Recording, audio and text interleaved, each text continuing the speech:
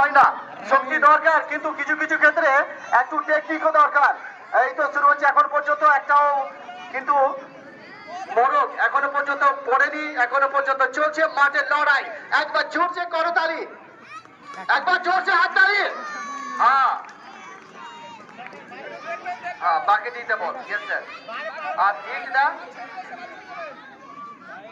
এখানে আচ্ছা, শামিমা ম্যাম রয়েছেন, যে সমস্ত অভিভাবিকাগণ আছেন, শামিমা ম্যাম আমাদের রয়েছেন। যদি চিনতে একটু অসুবিধা হয় তো ম্যামকেও বলবো আপনি একটু সহযোগিতা করবেন। যারা অভিভাবিকাগণ রয়েছেন তিনারা শামিমা ম্যামকে নামটা লিখিয়ে দেবেন। বাকে দিতে বল, একটা বালতি থাকবে, আপনি বলটা সেখানে পুট করে ফেলে দিবেন, বাস। এই দিকে চলছে মুরগার লড়াই, মোরগ লড়াই, কক ফাইট চলছে, এবং আমাদের আশেপাশে স্যার দর্শক সব রেডি। আচ্ছা স্যার, আপনি তো ড্রোন ক্যামেরার কথা একবারও বলছেন না, কালকে তো বলছিলেন ড্রোন ক্যামেরার ব্যাপারে। আচ্ছা, ড্রোন ক্যামেরা অলরেডি ওপরে চলছে, অসুবিধা নাই, অদৃশ্য ড্রোন ক্যামেরা। আচ্ছা, দেখতে পাচ্ছি মিকাইল স্যারও ক্যামেরা নিয়ে এদিকে চলছে, সালাউদ্দিন স্যার তার সঙ্গে রয়েছেন। এবারে চলে যাচ্ছি একটু প্রাইজের দিকেও চলে যাচ্ছি, ওই দিকে চলবে কক ফাইট। এরা এরা বাইরে থেকে আগত কক ফাইট, এদের শক্তি একেবারে অফুরন্ত, দারুণ চলছে।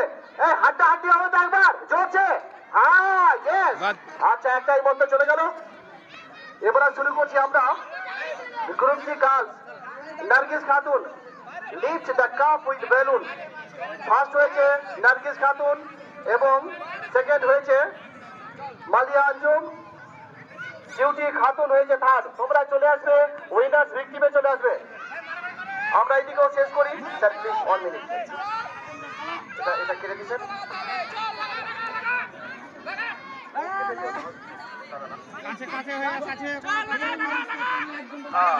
আচ্ছা, এর জন্য লিখে নিচ্ছি আমি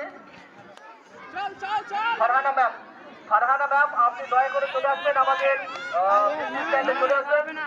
Now the Farhana ma'am is coming to give the prize to the students.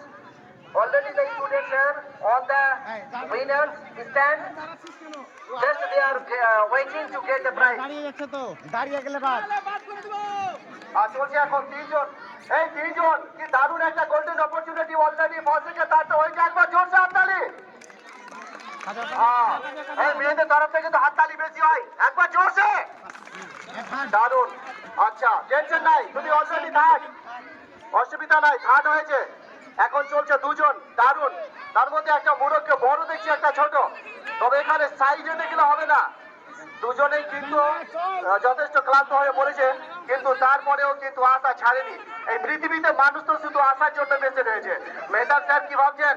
Mehtab স্যারও ভাবছেন কিছু একটা হবে। ইয়েস, আবার